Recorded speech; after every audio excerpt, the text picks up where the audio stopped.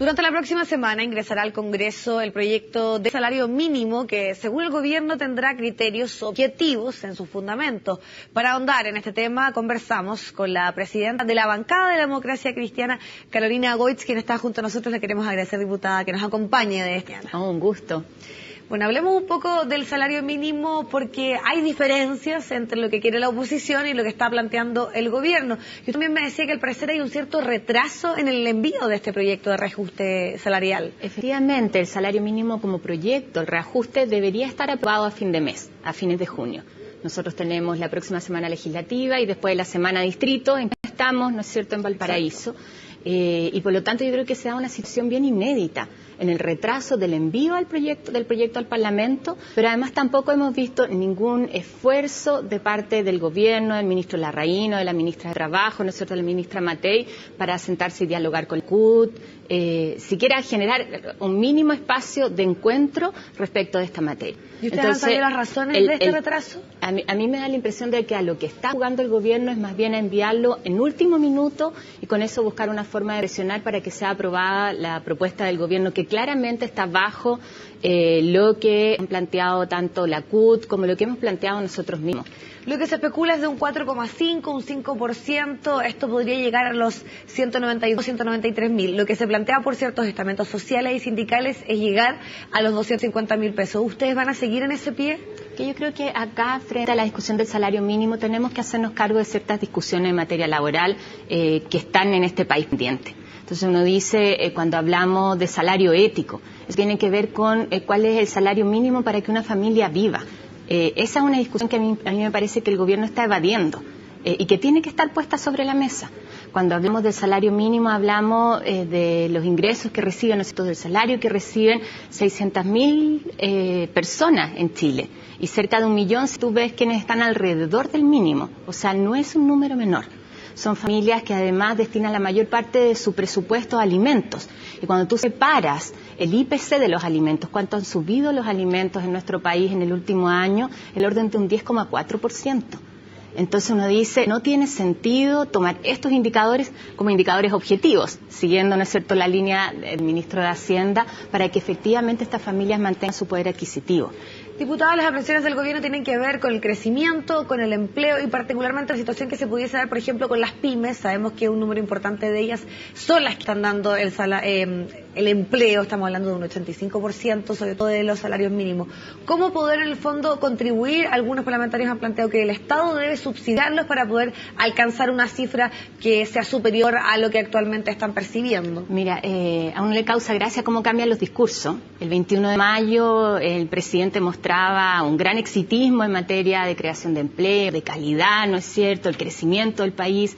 Y legítimamente uno se pregunta por qué cuando estamos bien eso no se puede traducir también en que las familias de menores ingresos lo pasen un poquito mejor y vean aumentadas sus remuneraciones.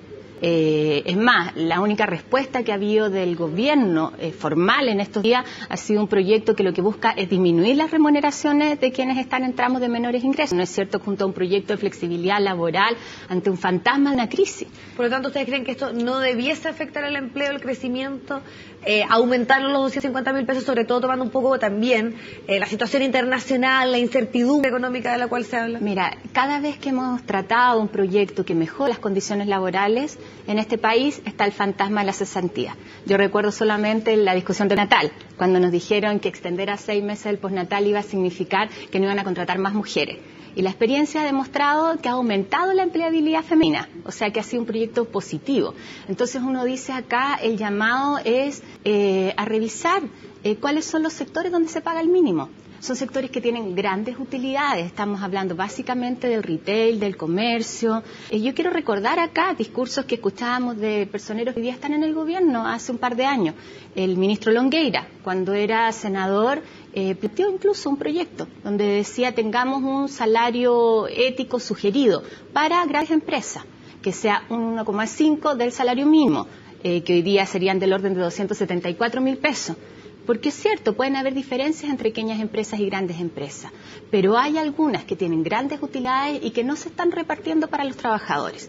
Entonces uno dice ahí cómo buscamos formas en que exista mayor justicia respecto a la retribución por la participación que tiene un trabajador en el proceso productivo. Vamos a estar atentos entonces a lo que sucede con el envío del proyecto de reajuste salarial, pero también queremos aprovechar de hablar otros temas. Hoy hay Junta Nacional de la Democracia Cristiana y entiendo que las presidenciales y también el cronograma con respecto a las municipales van a ser los temas que se van a debatir. ¿Debiese en esta instancia finalmente decidir si se lleva o no un candidato presidencial por parte de la ADC? Bueno, el principal objetivo de esta Junta es la proclamación de candidatos municipales. Nosotros sabemos que además del resultado que tengamos de estas elecciones, depende mucho también la postura del partido dentro de la coalición y para enfrentar los futuros desafíos.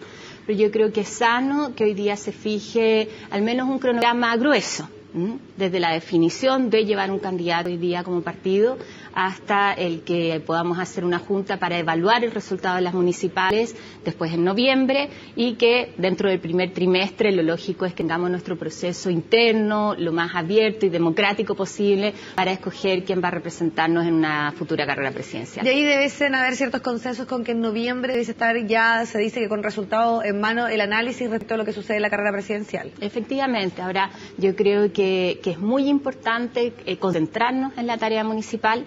Ahí hay varios camaradas que asumen el desafío del territorio, ¿no es cierto?, como candidatos a alcaldes y concejales.